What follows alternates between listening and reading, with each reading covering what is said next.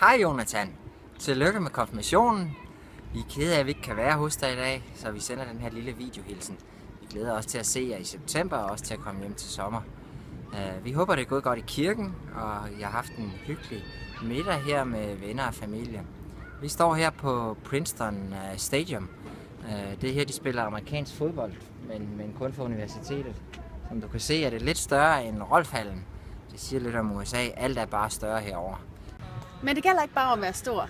Det gælder om at være sej, have vilje og passion. Allerede da du var lille, havde du en stor passion. Nemlig for traktorer.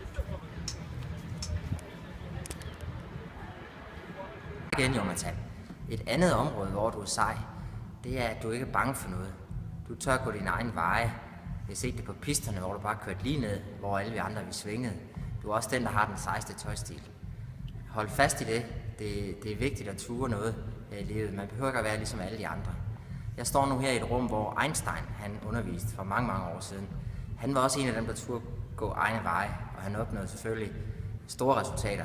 Jeg håber ikke, du bliver lige så klog som ham, og det er lige lidt for meget gode.